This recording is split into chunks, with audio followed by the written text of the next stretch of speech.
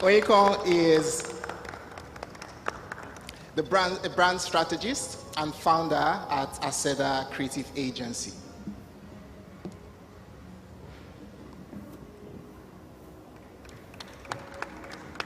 Thank you so much. The third speaker, third panelist, is Yolanda Obuge. She's also a brands and marketing specialist and the head of Changera. A round of applause, please.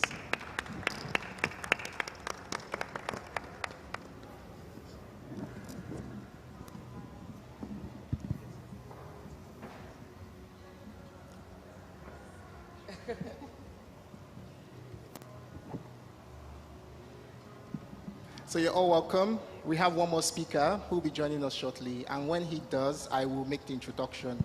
But for now, we are going to just go into a few preliminary, discussions into the topic, and then we'll take it from there. Now, brand storytelling. Brand storytelling is quite an interesting tool that marketing professionals have deployed over the years to tell amazing stories, to shift narratives, and also create buzz around several concepts, products, ideas that they're planning on pushing.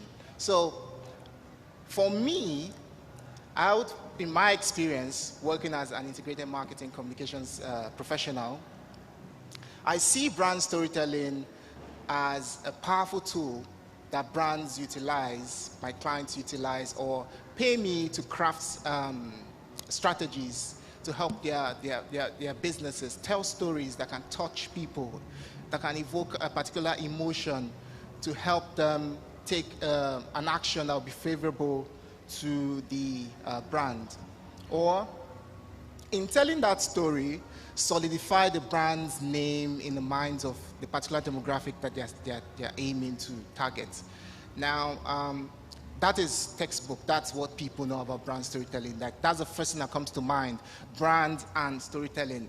But do you all know that you're brands? You're all brands. Everybody's sitting right. You're all brands.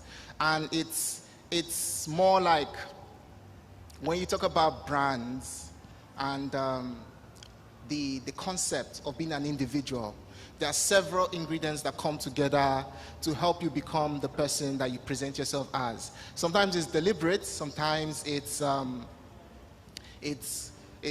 taught.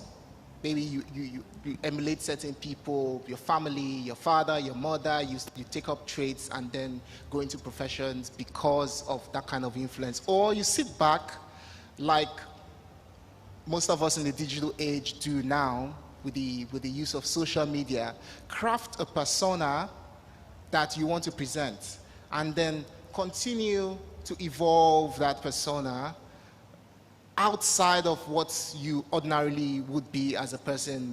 If I were to go to your house or meet you somewhere where you're more relaxed. So we are able to craft individual personas that we can then present to the public.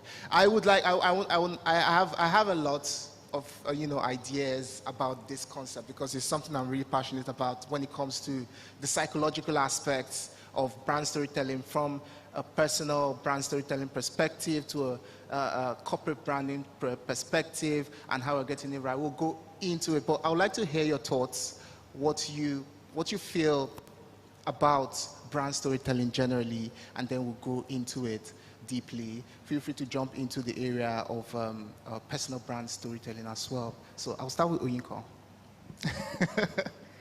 Okay. Hi, good morning. As Ali said, my name is Oyinkan. I'm a founding partner at Afegbua Creative Agency, and we build brands through, strategy, design, and activation. At Afegbua, we are privileged to work with a lot of companies and organizations and initiatives, and so we work more in that space of that world of corporate branding. And I really resonate with what you were saying earlier about storytelling being very powerful, because what you're really trying to do is create an emotive and emotional connection. And how do you do that between something that seems almost it's a corporation, right? Like, how do you build something that can actually connect with people and elicit strong emotional feelings and engagement from people? And brand storytelling is a very powerful tool. But I guess before going into corporate, like you said, maybe I'll talk a bit about personal branding and personal brand storytelling. And I very much align with you. Everybody here is a brand. I believe that branding is perception. It's how people perceive you. It's what people think about you. If I can find one person that that has something to say about you, whether they know you intimately or they know you from afar, from your online presence, that's your brand. It's not what you say it is, it's what other people say, right? So everybody already has a brand. And I think when it comes to what people identify as personal branding, it's that intentional, like you're actually trying to craft that perception, and there's a lot that goes into it. It's like you're trying to make people perceive you in a certain kind of way, and I think it can go from something as simple as, you're trying to get a new job, and so you rework your LinkedIn page, you rework your CV, because the whole point is that you're trying to get people to perceive you in a different way. Maybe you're switching careers, you're switching industries. So it doesn't always have to be this thing that people think where you're holding a megaphone on social media. It can really be as simple as, showing up in the right channels in the way that you want to be perceived, right? Yeah. Fantastic, thank you. Well said. In fact, this is a fantastic segue into the next aspect. Like, I have a question for Frida in particular. Now, going on the back of what Oyinkan just said,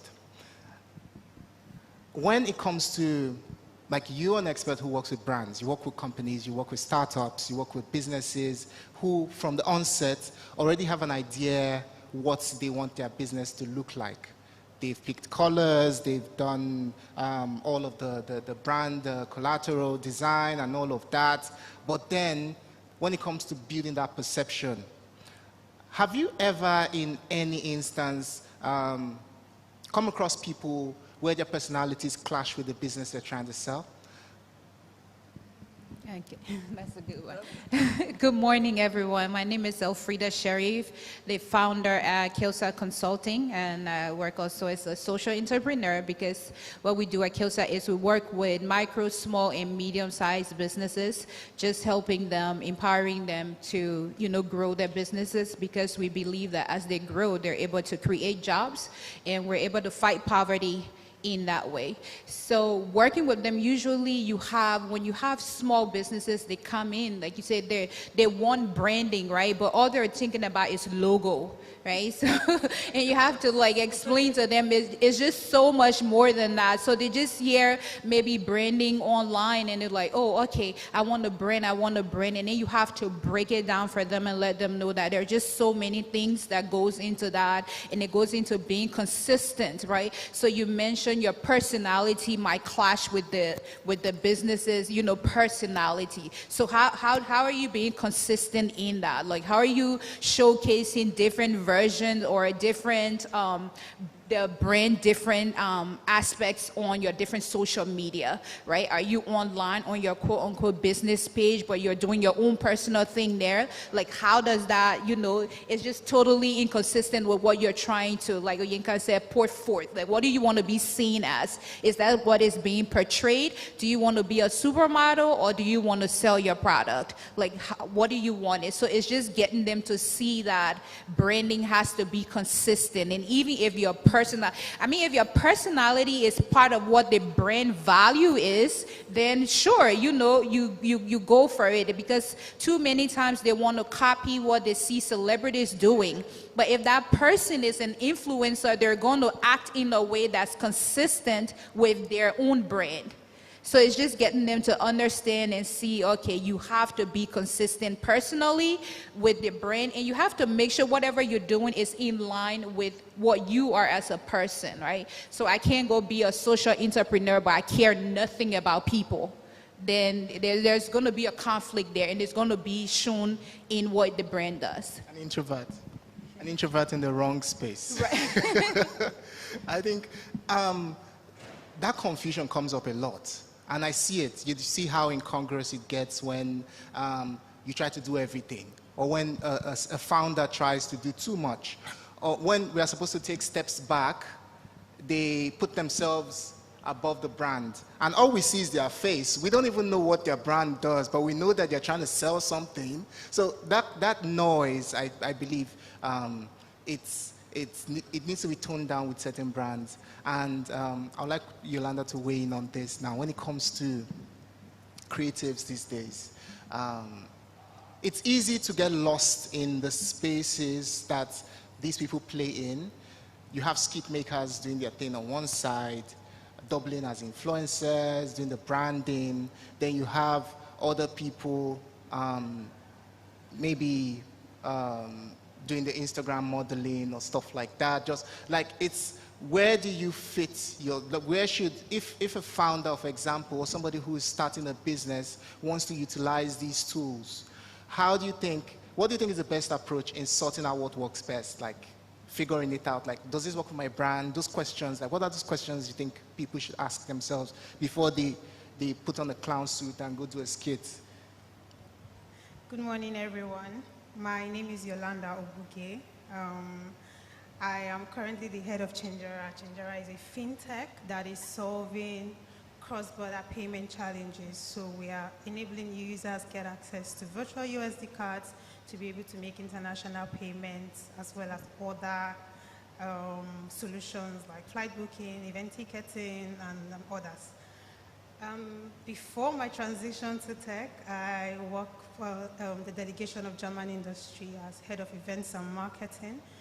And my core was mostly basically selling Nigeria as an investment destination to German companies and German institutions who were looking to invest in Africa.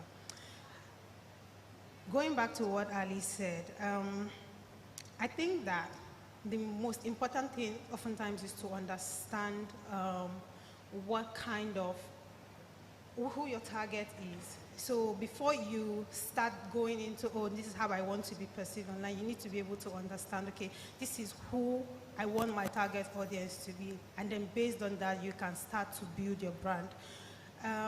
Oftentimes people will say having a mission statement helps you to properly coordinate your branding activities to be able to suit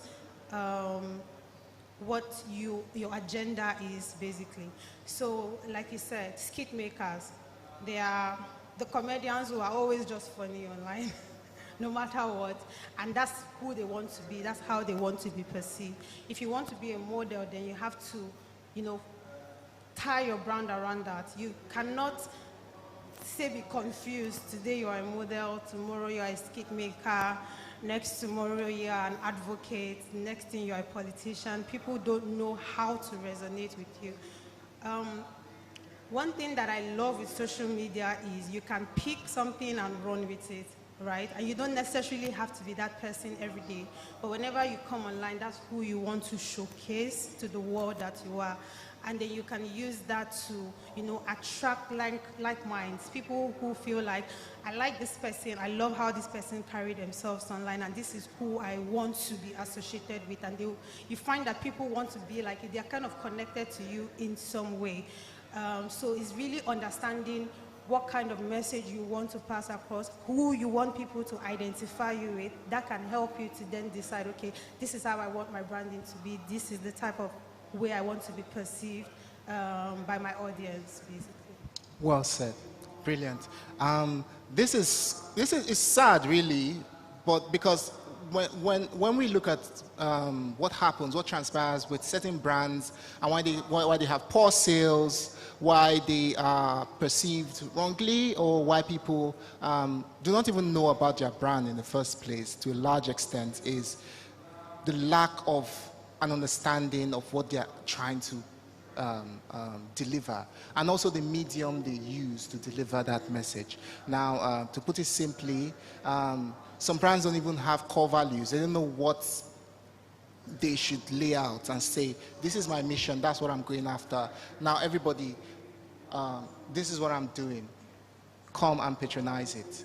Like, not being straightforward enough. I think that's a serious problem, honestly. Now, shifting from the brand, the personal branding point of view, and then looking at it from a more corporate side.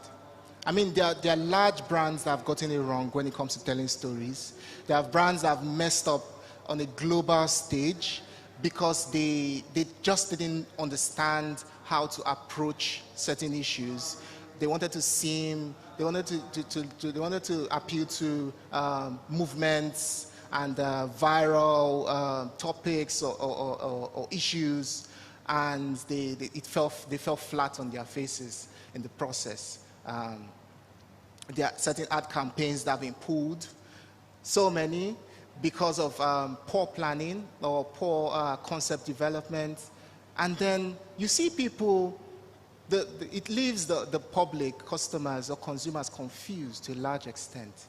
I want to start with, and you're the brand strategist. I always come back to you when it comes to this thing. Like, I'm going to bring it back to Yolanda shortly because of what she does currently. But for you, when it comes to the elements, like, can you speak on any of the elements that brands should not take for granted when it comes to coming up, crafting the stories around their brands and what they put out, and the whole plagiarism that happens, things like that? Like, what should they never take for granted? Yeah.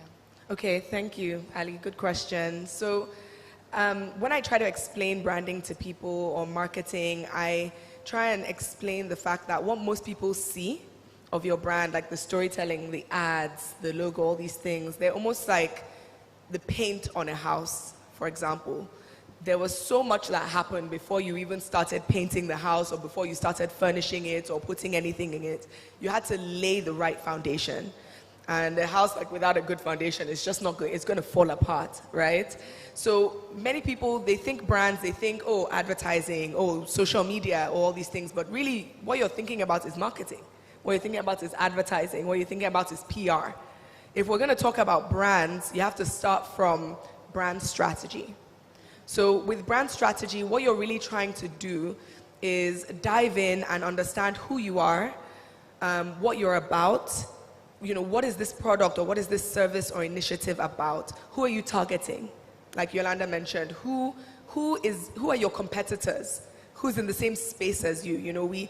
We do these workshops with brands, and sometimes founders their nature is to be very optimistic. So we say, oh, who are your competitors? Oh, I have none.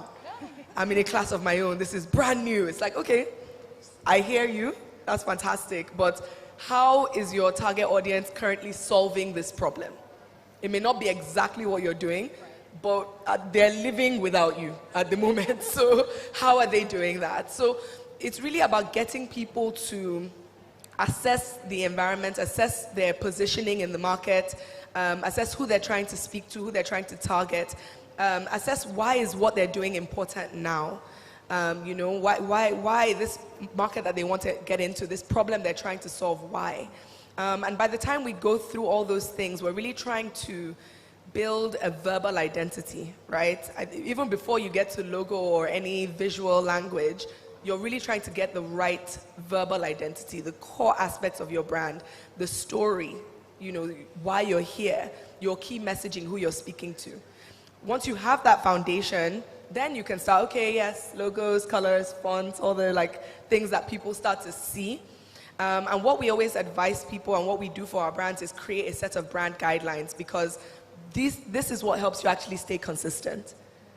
Consistency when you're dealing with branding is so important. And having a set of brand guidelines that, it's having one source of truth that everybody at your organization, everybody you're dealing with can go back to and say, okay, this is who we are, right? Now, I've seen people with brand guidelines still get it wrong because they either go on one end of the spectrum, they're being super robotic and just, everywhere they show up, they say their mission verbatim. Like they just say, we are this, and this, and we do this. Like they never change their messaging and they never change how their logo is everywhere, like just static. The brand has no life. It's just like a robot. And I've seen people on the other end of the spectrum where they forget that their brand guidelines even exist and they just start hopping on every single trend out there. Just every possible trend, they're on it. And it's like, you have no, welcome, you have no business hopping on this trend. Like it has nothing to do with your brand. It has nothing to do with your values or your messaging or what you stand for. So I think there's a really sweet spot in the middle where you can be consistent, but still very authentic. And if you think about your brand as like a person, You know, if a human being doesn't show up wearing the same clothes every single day, if you had a friend that did that, you'd be worried, right? Like if your friend wore the same clothes to a wedding, to a funeral, to a birthday party, to a work event, the same clothes, you'd be worried. You know, they change their clothes, but that doesn't change who they are. You know, their values are still the same.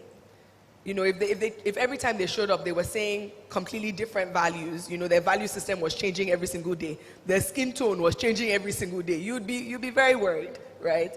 So if you think about a brand as developing those core aspects of yourself that make you who you are, and then when you get out there and start storytelling, you can bring a fresh approach to how you're showing up in all these different spaces. How are we going to show up for this holiday? How are we going to show up, you know, when this issue has come up in the nation that we operate in? Do we need to speak on this particular topic? Or does it not match our brand ethos and our target market, you know? I think PiggyVest does a really good job of this. If we can use examples, I feel like they really understand their mission to bring just that financial literacy and liberation to Nigerians. And they show up in a fresh way every single time that they do this. You know, whether it's like, I saw a Christmas campaign and they literally drove to different states in Nigeria, delivering gifts to all their customers, and they were so surprised, and it was so fresh and so authentic to them and their messaging. And they may not do that every year, but the point is they can show up in a fresh way and still be consistent because they know who they are. So to summarize, I think it's really about spending the time to get to know who you are authentically as a brand, you know, codifying that, having your brand guidelines, but then bringing that to each event and asking yourself the question again, how should we show up here? Right? Yeah. Well said. Brilliant. Do you want to weigh in on that, Elfreda? I mean, I like that Oyinkan said branding, you have to look at branding as marketing. Too often, I think people think it's this stand-alone thing, but it's part of your marketing, and the whole idea of marketing is to be visible, and branding helps you to do that. So if we keep that in mind, you know, like she said, knowing your target market, and then she said, she talked about being authentic. So you can change your clothes every day, but you still are who you are.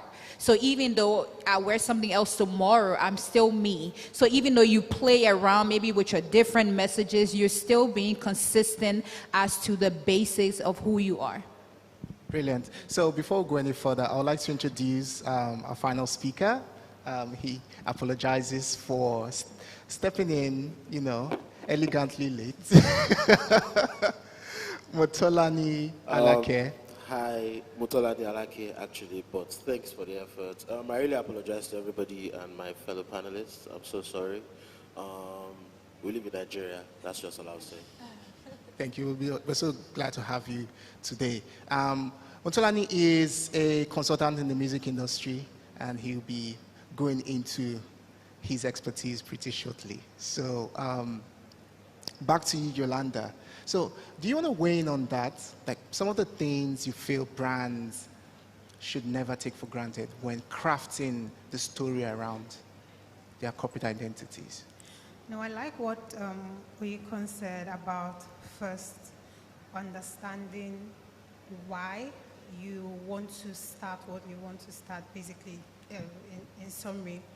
And because that gives you a clear vision then of understanding who your target will be. I know I keep saying target market, but it's really important to understand who your target market is, because then it can help you to further craft your branding and your design in a way that suits your audience.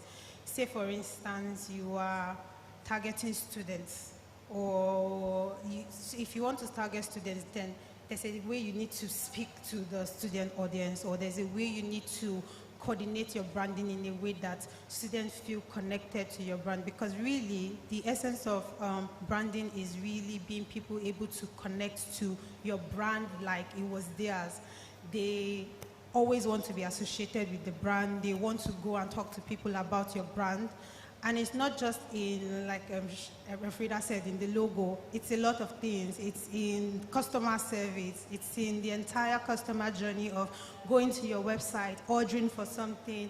The entire process is what really comes up to say, okay, this is the experience I want people to feel. This is how I want them to feel when they come in contact with my brand. So knowing that, okay, this is my target, this is the age group, understanding your demographics. And one of the good ways to know this, of course, social media. One of the things I like with Facebook is to tell you the age group of people that are visiting you, the location that they have.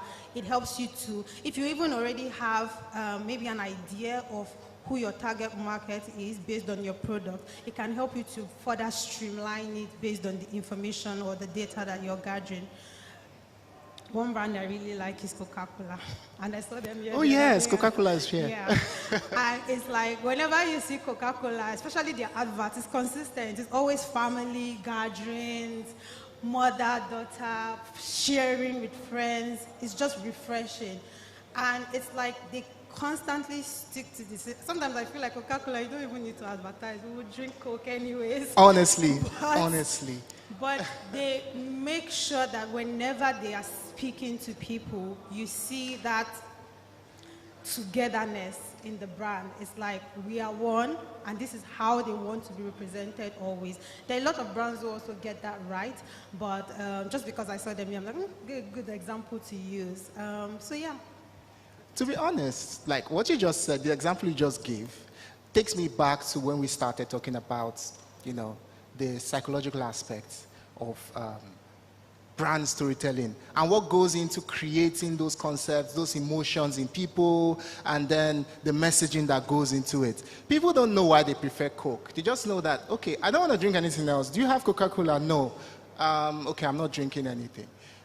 You understand? They don't know why they're choosing that explicitly, but maybe those of us who understand the concept can break it down to show what goes into, what these brands pump into the messaging that they're constantly putting out, the feelings that come from drinking a Coke, the taste of it, the look of it.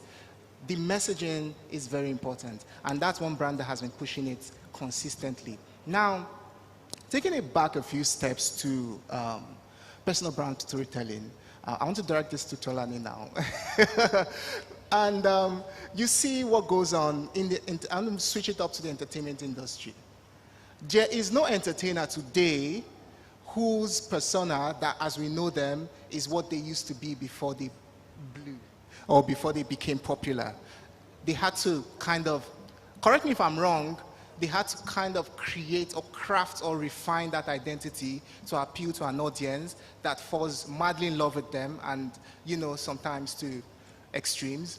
But in that concept of telling a story or presenting yourself in a certain way and appealing to a demographic that recognizes or sees themselves in you, like there's so many examples, Thames, Ashake, you know, Wizkid, like there are so many things. When you look back and you see how they've evolved, they are now they've crafted an identity for themselves. Can you take us behind, you know, the scenes of what's actually going on there, and how what's the weight behind how powerful can these influences be on the public? Thank you very much for that question. So branding in the entertainment industry is like landscape architecture, right? It's a 360 affair. There are no days off. If you have a day off, everything will come crashing down. It's just that simple. But a lot of people tend to think this guy, the 2010 generation, was the first time that we've seen branding in Nigerian music go into the depths of it. But this is not the first time. You're looking at somebody like, maybe, yeah, it's good. You're looking at someone like a D'banj, for example. You're looking at people like Zakiaze, for example. You're looking at Jasmine Olofin, for example. Idris Abdul Karim. All these guys had brands. They didn't, perhaps they didn't know what they were doing at the time, but they had brands. D'banj was shock value at every point. He aims to shock you. He aims to have a lot of personality. He aims to swallow the air in the room. He talks. He has panache. He has a lot of things. But the problem that we have in the Nigerian music industry is, or in the entertainment industry generally, only a few people get it. Only a few people get it. And for the few that even get it, they do it the wrong way. Right? Most of them do it the wrong way. Some people get it. Most of them do it the wrong way. Because lot of people get branding that is like adverse to who they are. Does that make sense? Like it's not who they are. So you can only, Yoruba would say Efiniwa. Does that make sense? Is anybody Yoruba here? What that means is human character is like smoke. You can't control it for too long. It's going to show at some point. So the problem that we have is everybody, once you craft, oh, this is the image that we want you to have, we want you to dress like this, we don't want you to talk too much in public, all of that stuff. One day the person will just come on social media and start saying, the person will go, well, or something like that. But to be honest, it's been a slow journey, but we are slowly seeing a lot of people, we are slowly seeing people who understand the importance of having an identity, right? So, you have the good example that I gave would be Ashake, right? This is not who Ashake used to be. And a lot of it you can credit to the influence or the influx of foreign investments inside the music industry. So the majors are here. These guys have departments. They use data. They use a bunch of things. So they are telling you that this music that you're making, this is the way that we have to do it. For example, Ashake looks like a villain. Yeah. Ashake looks like a villain in an Hollywood movie. That's what it looks like. Yeah. Yeah, that's what it's like. Do you understand? But a lot of it happened with what T.J. Murray has been able to create with him in the music videos, the persona, the costume, the shoes, the glasses, the hairstyle, right? All of these things. Like, for example, Ashake was not this guy before, but I saw him last year in Ghana. He went for a show in Ghana, and he was just walking like a robot. He wasn't saying anything. He was just moving. People were saying, no, we were shouting, he didn't smile. They opened the door, he entered. The mystique added a lot of the superstardom that we see now or that we feel. The music videos, the music was one step in the entire thing, but their outfits, the air, the conduct in public spaces, the music videos, everything that you see is part of what people see now that is the product that's Ashake. So I don't want to entirely criticize everybody in the music industry, but I would say people are slowly getting it. For example, you see Wiz. This is not who Wiz was 7 years ago. All of a sudden, love and light to everybody doesn't say much. I mean, sometimes it falls short, but for the most part, you can see what it's trying to do. Burna Boy, Pan-Africanism falls short sometimes, but you can see what it's trying to do. Davido is the one person that a lot of people say he doesn't have a brand. He does have a brand. The brand is the everyday guy. That's why you are seeing him move around with a bunch of people. That's why he has a lot of friends. It's accessible to most people. Everybody has a brand. People just have to learn how to lean into it. But in the music industry, in the entertainment industry as a whole, it takes a lot of people to communicate it to people, especially when they have to sacrifice things to get there. Fantastic. I mean, thank you for that insight into what goes on in the entertainment industry. Because I was thinking about it, the weird factor, shock value, when you're trying to get people to pay attention to you.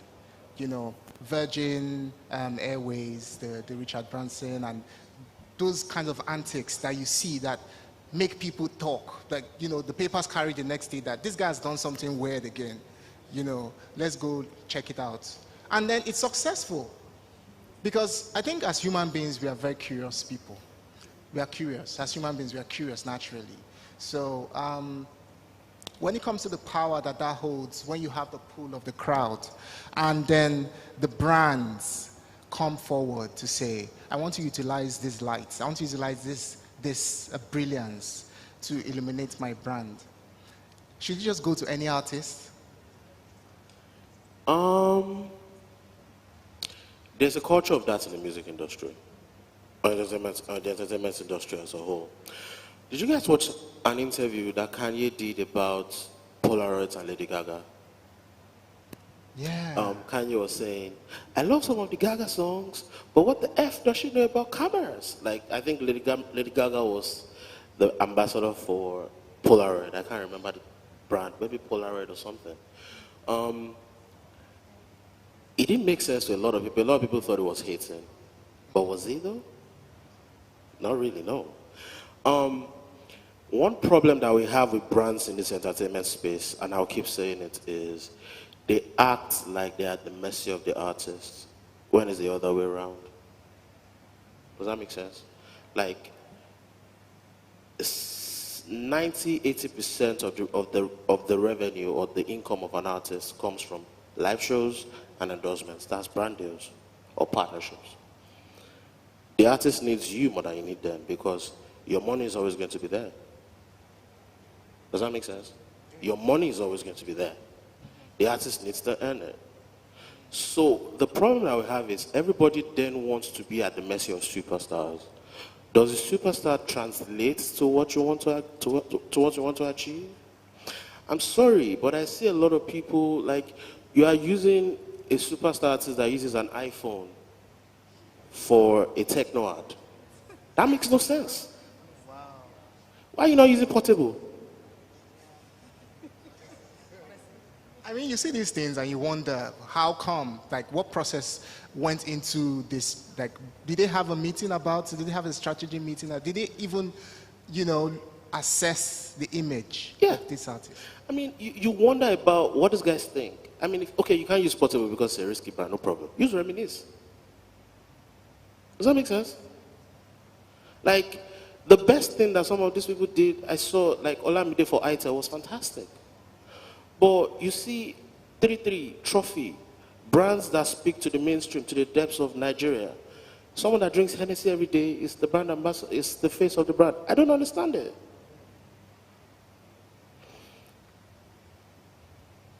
But the problem is, do these brands even know what their goals are? That's another problem. Let's start from there, because number one, sometimes the goal is not conversion. I get it, right? Sometimes some of them are making points to me that, oh, we're trying to get into this market, we're trying to get into this class of people, blah, blah, blah. I'm like, do this class of people want you? Do you understand? Are you going to go to Hotbox and start selling Trophy? That's when you say it's not resonating. Do you understand? Like, it looks odd. I don't understand. So I feel it's a journey. I try not to be hard on these people. It's a journey. Slowly it's changing. We are seeing changes, right? But number one, brands need to know what they want to speak to. Number two, they need to understand their audiences, or their audience, or their customer base, or their consumers, whatever it is. And then create things that actually feed into it. Sometimes the right brand meets the right face or the right celebrity, but the ad is rubbish. That's also the issue. Why are you shooting an advert for a product that speaks to the Nigerian mainstream in Lekki or Ikoyi, a very good house? I mean, that's a fantastic segue into my next question. Now, looking at the same technicalities that go into building or leveraging the fame of a particular person and then using it to boost your products or services, and then taking that and applying it to entire countries. I mean, I've seen countries shift narratives from adopting certain perspectives. Now, I'm thinking about it, and it has worked fantastically for Rwanda. We've seen how they switched the narrative. I'm sure there are young people today who don't know what the genocide was. Like, it's happening. Like, it's gradually becoming something that people have to Google or find out that it did actually happen. But at the time, that was the entire, like, that was the PR that they had to struggle with.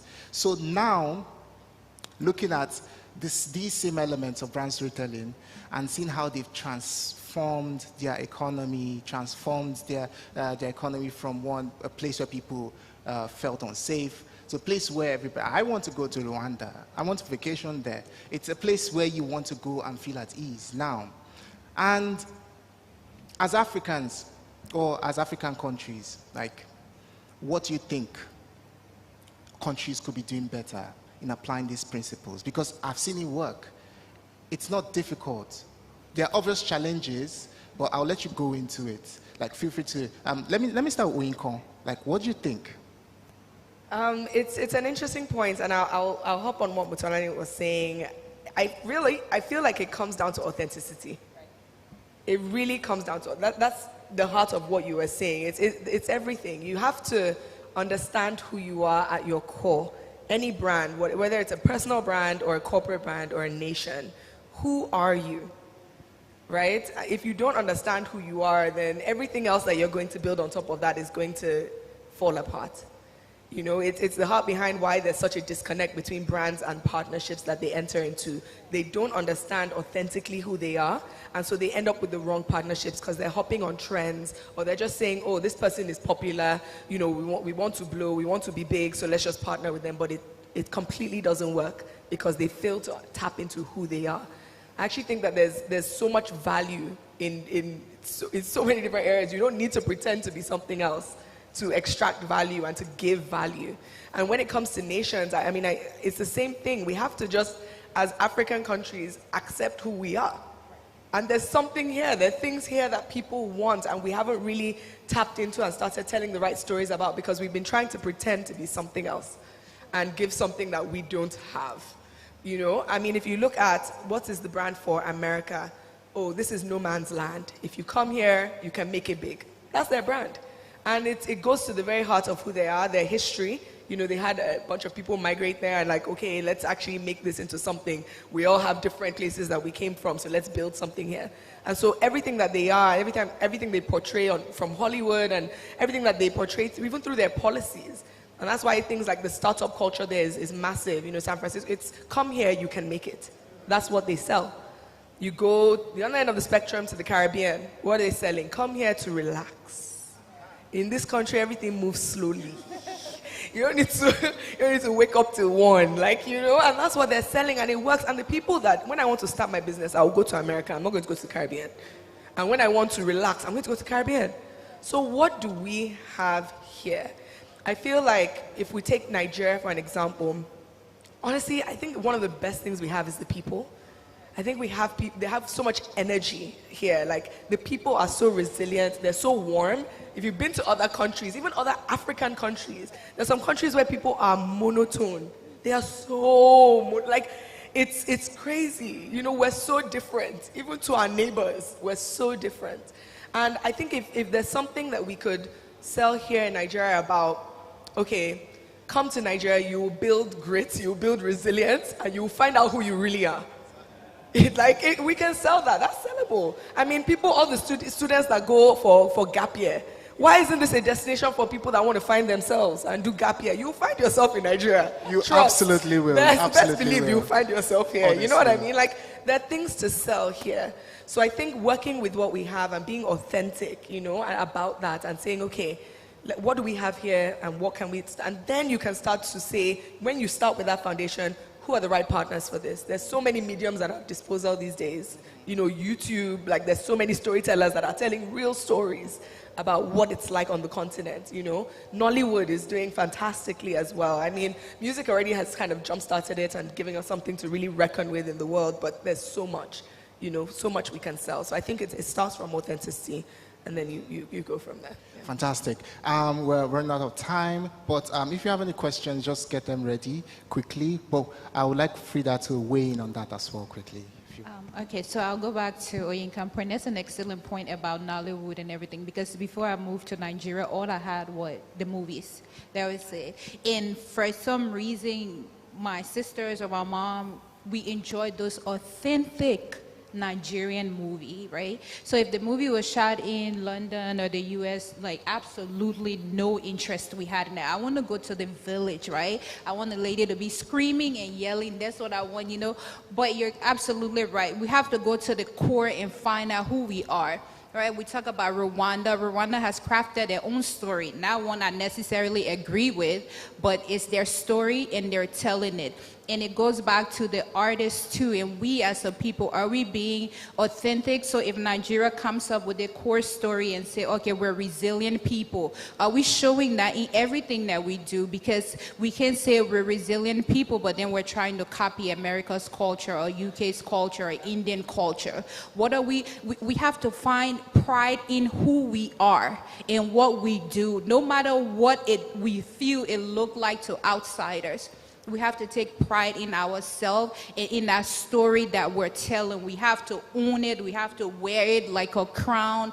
And when you see people wearing African designers, that's us, you know, taking pride in our story. That's us saying that, okay, this is who we are and we love it. Because only Africans that are going to put that story out there, whether it's Nigerians, or Liberians, or Ghanaians, or Rwandans. It's Rwandans that put their story out there, you know, and ran away with it, and they stay consistent with it, and, you know, to some level, I would say they're authentic with it because there are stories about Rwanda. Thank you. Honestly, the consistency of it actually paid off, and I'm impressed at the scale that they were able to take it. So, if there are any questions,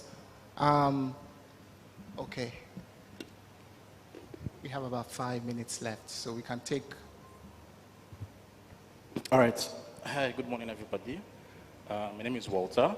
So yes, I would like to know or get insight. So what would you say is the future of branding and storytelling?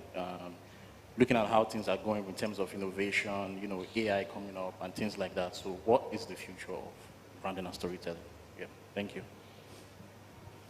Oyinkan, do you want to jump in, or? Sure. I think with that, like what you were saying, the future, I think there are just a lot more tools at our disposal to start to use to create what we call like touch points, right? So you've built your brand. Your touch point is where anybody is interacting with that brand, be it your, you know, employee, the team internally, or externally, people, you know, just watching or interacting with your brand through digital means. I just think the things that are happening now are giving us a lot more tools to actually engage an audience with your brand. So whether it's, you know, immersive experiences where people can come and actually, you know, dive in and, you know, use AR, and really start to experience what your brand is about in a new and a fresh way. So, you know, branding, it's about creating perception, about engineering feelings, and you do that by all the senses, you know, sight, touch, smell even, I mean, you know, taste, hearing. So all these things that are coming up are just avenues for us to start to engage our audience in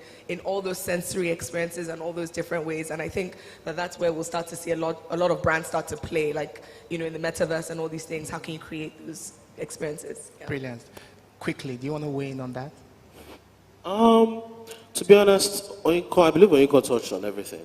Also mentioned the metaverse, but I would also like to look into, she mentioned AR, but I think AI is also something that could incredibly influence it, data especially. I feel like data, in terms of how data informs, a lot of people can be myopic in how they employ data for their brand storytelling. For example, if you are a brand, you are looking at the amount of numbers, where people are selling things, right? Why are you not actually creating like an avenue where people can actually come and, okay, one of the worst things in this country is customer service. It's rubbish, right? Absolute nonsense. Only a few people understand it. I believe if people could create like avenues where their fans can interact, where their customers, their users can interact, where they can actually come up with solutions, they can actually listen to those things and actually go implement them.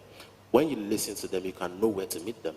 For example, I was taking a course last year, I was doing an MBA last year, and I realized that we have a lot to do in this country in terms of how we create avenues where we can meet our users, where we can meet our consumers.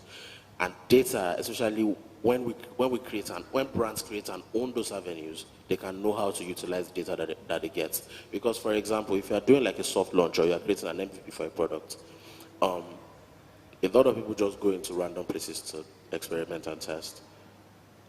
Make it a little more controlled, and then use the data to inform where you're going to get to. If it's a tech product, for example, what are the bounce rates on? I feel like people don't use the bounce rates when it comes to a lot of products that they have. So we need to be able to use those things going forward. Absolutely. I think those tools are available for brands to deploy. And there are templates out there you can actually look out, research, and then apply. So I want to thank everybody on the panel today. Thank you so much, and everybody who sat in to listen. And you can find everybody on social media, engage with them some more. The conversation goes on. There's a lot more we can learn about brand storytelling and how it affects our lives in general. So thank you all so much. A round of applause for all the speakers and those who participated as well. Thank you so much.